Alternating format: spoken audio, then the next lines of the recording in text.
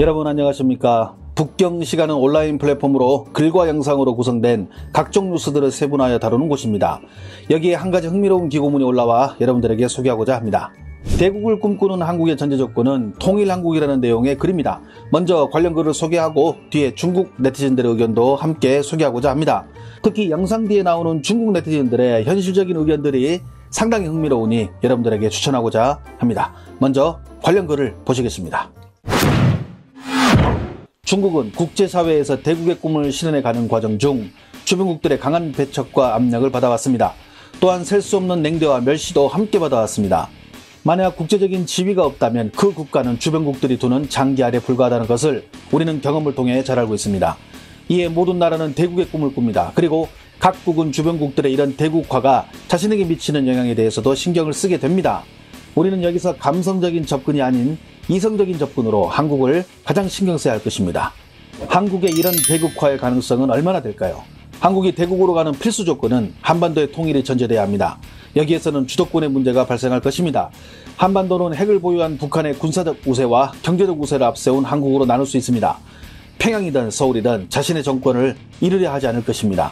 이 두 권력의 균형은 단기간에 무너지지 않을 것이며 한반도의 통일은 양측의 지도자가 이에 동의한다고 해서 쉽게 이루어지는 것도 아닐 것입니다. 여기에는 주변국들의 이해관계가 복잡하게 얽혀 있습니다.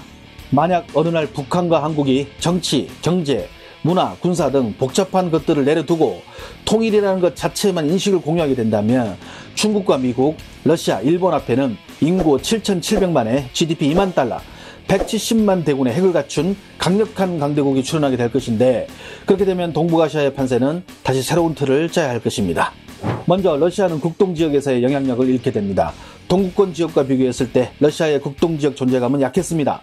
단지 북한이라는 작은 동생을 두고 힘의 균형에 동참하고 있었지만 만약 통일한국이 성립되면 러시아는 국동지역에서 발언권을 잃게 됩니다. 미국에게 한국은 중국과 러시아가 태평양 지역으로 세력을 넓히는 것을 막아주는 중요한 교두보이며 동맹이라는 이름으로 수만 명의 주한미군을 상주시켜 힘의 팽창을 막고 맹주로서 군림해온 곳입니다. 만약 통일이 되면 한국은 미국의 무력 보호가 더 이상 필요 없게 됩니다. 미국 또한 한국의 주한미군을 주둔시켜야 하는 정당성을 잃게 됩니다. 핵을 보유한 군사강국이 차국에 미국을 둘 이유가 없는 것입니다. 이는 미국의 동북아시아 전략에 있어서 크나큰 전력의 손실을 가져오게 됩니다. 특히 오랜 기간 동안 한국과 숙적 관계를 이루고 있던 일본의 입장에서는 더 골치 아프게 됩니다. 일본은 독도 문제 등으로 한국과 영유권 분쟁이 끊이지 않고 있습니다. 당연히 남북의 통일을 달갑게 여기지 않을 것입니다. 적이 반대할수록 한국의 입장에서는 통일이 더 옳다는 확신이 들 것입니다. 통일된 한반도는 일본에 대해 더욱 강한 경쟁심과 도전의식을 갖게 될 것이며 일본에 더 많은 압박을 가할 것이기에 이는 한중일로 하여금 새로운 세계관을 형성하게 만들 것입니다. 그렇다면 중국의 입장에서 한반도의 통일은 도움이 되는 요소가 있을까요? 유감스럽지만 하나도 없다고 말할 수 있습니다. 중국은 줄곧 대외적으로 우리는 한반도의 평화가 정착되기를 지지하고 희망한다고 밝혔지만 여태껏 한반도의 통일을 지지한 적은 없었습니다. 중국의 지정학적 위치 자체가 좋지도 않은데 수도 북경에서 1200km도 안 되는 곳에 군사 강국이 등장한다는 것은 중국에게는 끔찍한 재앙이 되기 때문입니다. 중국의 많은 전문가들은 통일한국은 동북아의 지정학적 위상을 심각하게 변화시키므로 중국 입장에서는 큰 근심거리가 된다는 의견을 많이 밝혀왔습니다. 물론 국내에도 평화적이고 독립적인 국가로서 통일을 지지하는 의견도 많지만 통일한국이 더욱더 큰 미국의 위성국가가 되어 미국이 중국 봉쇄 정책을 펼칠 경우 미군이 북경 코앞까지 오기 때문에 한반도 통일을 반대하는 의견들이 다수를 이룹니다.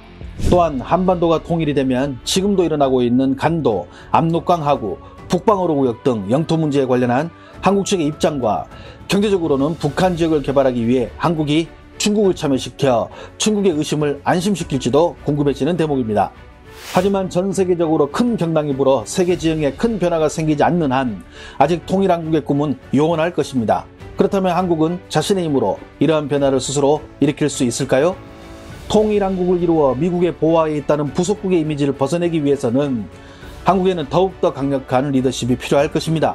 전대미문의 개혁을 단행하고 미국에게 과감하게 안녕을 외치고 필사즉생의 신념으로 조국의 근골에 힘을 불어넣어줄 그런 리더십이 필요할 것입니다.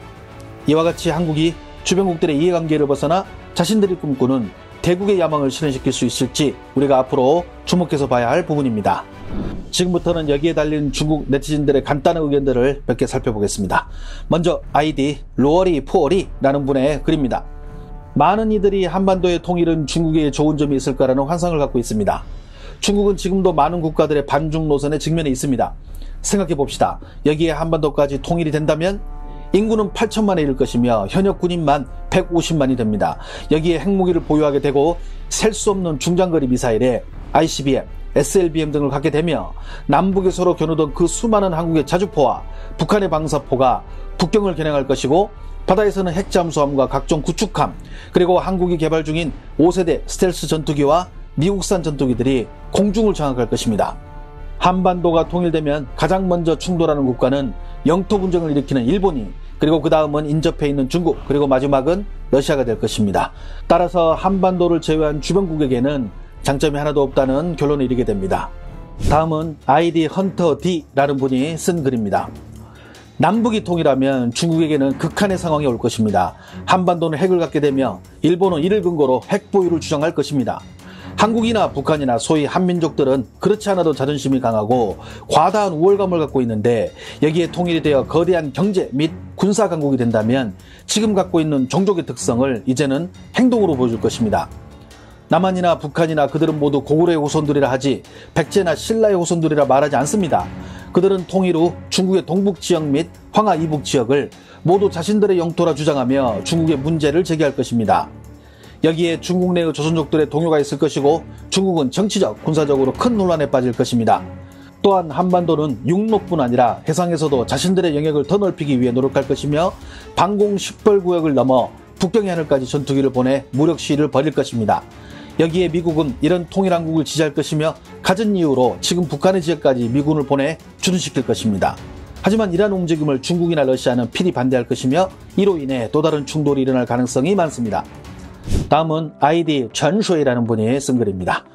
한국 인구 5천만, 북한 인구 2,500만, 1억이 조금 안 되는 대국이 중국의 수도 북경과 인접한 곳에 나타납니다. 이 한반도라는 나라의 국민들은 누구에게도 뒤지지 않는 자존심을 갖고 있습니다. 그들이 우리와 친구라 달갑게 부르며 같이 지낼 수 있을까요? 아니면 그들이 우리의 좋은 동반자가 되기를 희망할까요? 한반도는 자국의 더 강한 발전과 꿈을 위해 수도 없이 중국과 마찰이 일어날 것입니다. 여기에는 군사적 충돌까지 포함될 것인데 이러한 무력 충돌이 중국에게 좋은 영향을 가져다 줄까요? 중국은 지금도 주변국 때문에 벅찬데 여기에 통일한국이라는 괴물국가가 북경 옆에 있다고 생각한다면 중국에게는 무슨 좋은 점이 있을까요? 마지막으로 아이디 방홍지엔이라는 분이 쓴 글입니다. 그 어느 국가도 자국의 주변에 강대국, 특히 군사강국이 등장하는 것을 반기는 나라는 없습니다. 남북이 통일에 이르면 앞에서 말한 것처럼 7천만 인구의 핵을 보유한 강력한 공업강국이 등장합니다. 중국, 러시아, 일본은 말할 것도 없고 미국의 입장에서는 한반도가 통일되면 남아있기도 철수하기도 힘든 애매한 상황이 발생할 것입니다. 그런데 저는 한국도 통일을 희망하지 않을 것으로 봅니다. 특히 한국의 젊은 세대들은 북한에 아무런 감정도 없으며 통일로 인해 조국이 가난해지는 것을 원치 않는다는 뉴스를 본 적이 있습니다. 결국 한국 정부는 그런 민심을 받아들일 것입니다. 이제 마지막으로 기타 간단 댓글들을 몇 개 소개하겠습니다. 남북이 합병하면 한국은 강해지는 것이 아니라 더 약해질 거야. 이유는 북한이 핵을 갖고 있는 것 외에 나머지는 전부 한국의 발목을 잡을 테니까.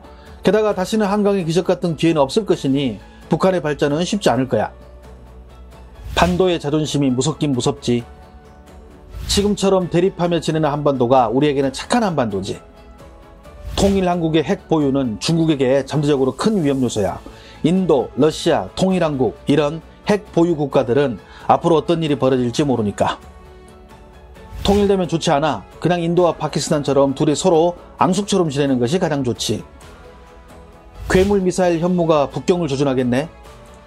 중국인이라면 한반도가 통일되는 것을 원하면 안 되지.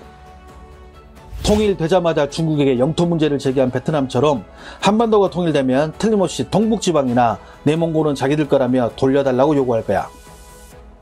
통일되면 곧바로 6개의 항모 편대를 조직해서 해상을 통해 한반도를 제압해야 해. 북한은 핵무기랑 탄도미사일이 있고 한국은 돈이 엄청 많이 있고 만약에 둘이 합치면 돈과 무기를 같이 갖게 되니 주변국들이 놀라 죽겠네.